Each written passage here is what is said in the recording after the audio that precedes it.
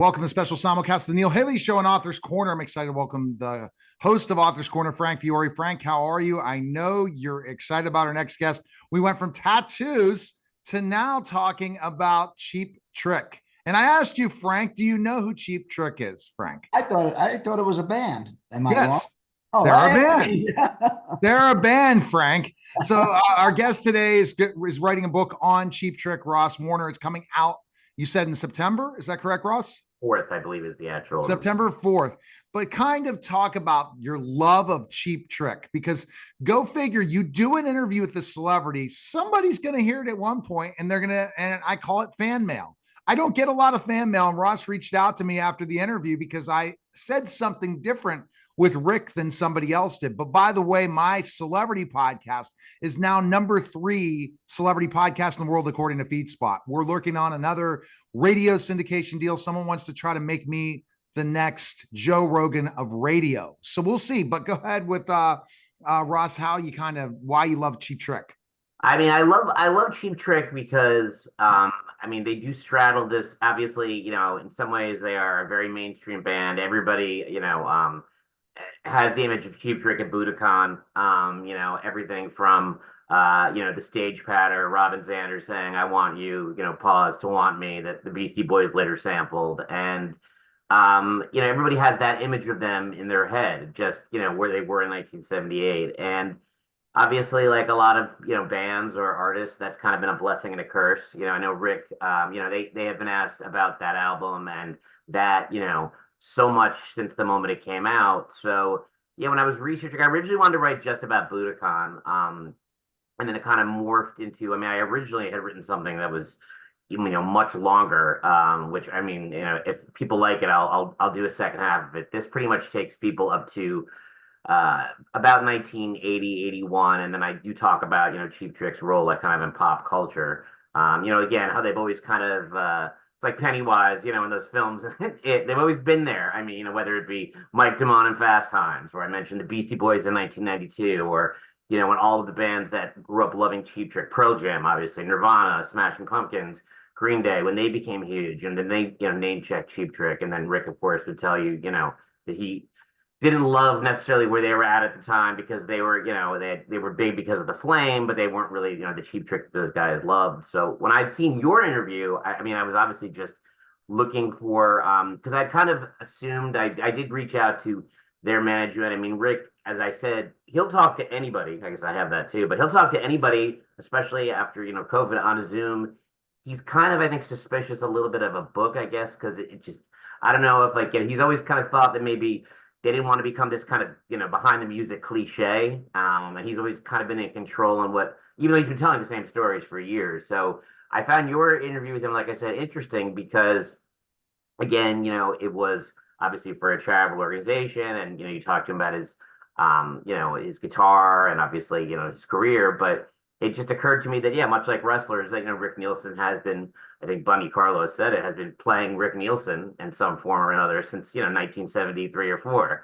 And he, when he goes out in Rockford, where he is, I used to joke before Jimmy Buffett died that Rick basically is the Midwestern version of Jimmy Buffett. I mean, he's got the vodka brand and everybody knows him. Obviously, he's the first thing people think of with Rockford, that that he's been playing that character for a long time, and it's I know it's exhausting for him in some ways.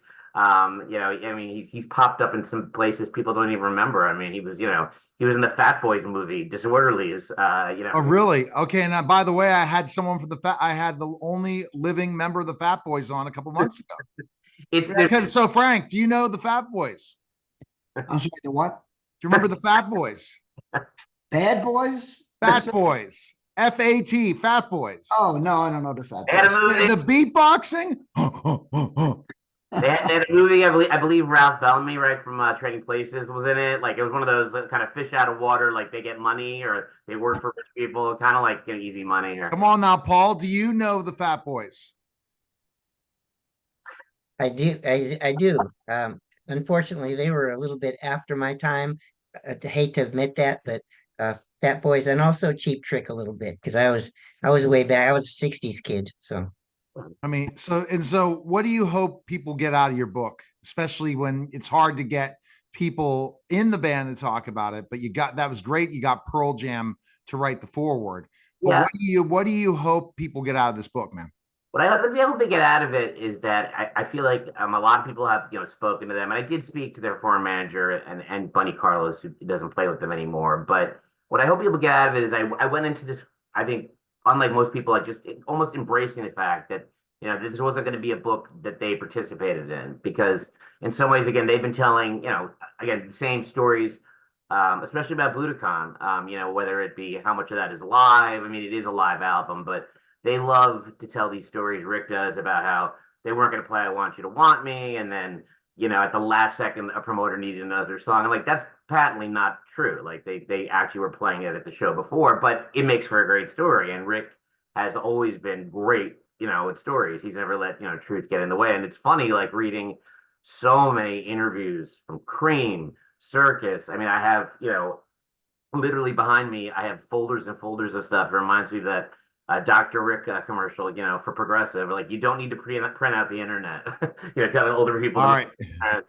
So, I hope what they get out of it is that, obviously, that these super fans, and I have a lot of them, enjoy it. I tried to, like I said, get a lot of stuff that hasn't been out there, especially about Budokan. I think, again, I put in the introduction, they've had the same excess and ego that everybody else has had. I mean, Rick will patently tell people he sells vodka but doesn't drink anymore, but doesn't really like to talk about how he got there. But I hope that they also enjoy it. Like, I'm sure they will read it, and again, it's kind of their thing where they I think they're, like I said, reasonably suspicious that people are somehow trying to co-opt their story. But it's a celebration of a really great band. Yeah.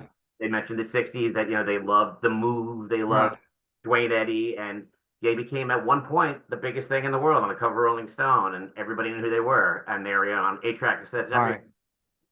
I'm going to sing these to you, Frank. I'm going to serenade you with some of the songs. Just a little bit of a bar, as I'm a terrible karaoke guy, or I'm a great karaoke. You make the choice, guys, live here on the Neil Haley Show.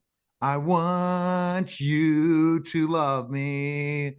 I want you to need me. Do you remember that song? Nope. Then the other one is Surrender.